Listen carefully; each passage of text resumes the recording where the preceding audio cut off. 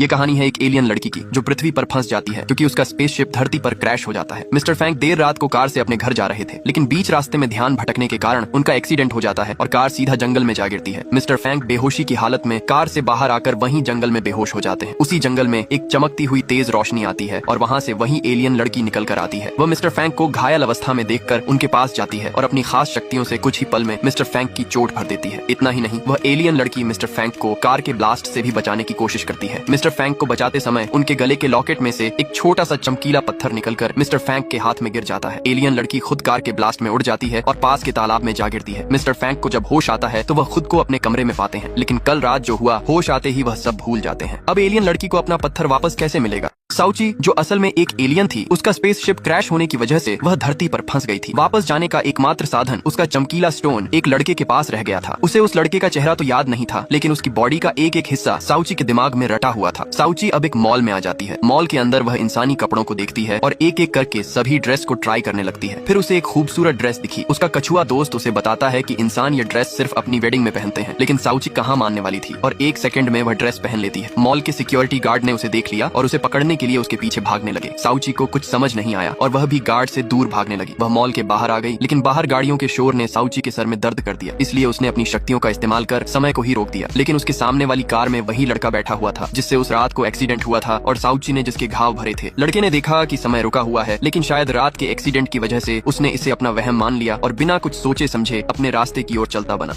साउची, जो कि एक एलियन थी, धरती पर आकर एक डिलीवरी गर्ल की नौकरी पकड़ लेती है। उसकी बॉस साउची को उसकी पहली डिलीवरी के लिए भेजती है। साउची हंसती खेलती कूदती फांदती अपनी पहली डिलीवरी के लिए जा रही थी, लेकिन उसके साथ एक समस्या थी। उसे गाड़ियों से बहुत डर लगता था, जिसकी वजह से वह रोड क्रॉस नहीं कर पा रही थी। रेड लाइट पर मिस्टर फैंक अपनी गाड़ी में बैठे साउची को ही देख रहे थे। साउची अपनी शक्तियों का इस्तेमाल कर एक उंगली घुमाकर गायब हो जाती है। कार में बैठे मिस्टर फैंक देखते ही रह जाते हैं कि लड़की गायब कहाँ हो गई। मिस्टर फैंक अपने ड्राइवर से पूछते हैं, वहाँ जो लड़की खड़ी थी तुमने देखी थी क्या? ड्राइवर चारों तरफ नजरें घुमाता है और मना कर देता है। मिस्टर फैंक इसे भी अपने वहम का हिस्सा मान लेते हैं और आगे बढ़ जाते हैं। वहीं पर साउची एक झटके में डिलीवरी वाली जगह पर पहुंच जाती है। इत्तेफाक से जहां वह डिलीवरी देने गई थी वह मिस्टर फैंक का ही घर था। मिस्टर फैंक ने अपने छोटे भाई को बंद कर रखा था। उनका छोटा भाई साउची को अंदर लेकर आता है और उसके कपड़े पहनकर वहां से फरार हो जाता है। वह साउची को अपने कपड़े पहनाकर कमरे में छोड़ देता है। तभी मिस्टर फैंक उसके कमरे में आते हैं। आगे क्या होगा ये जानने के लिए कमेंट सेक्शन भर दो।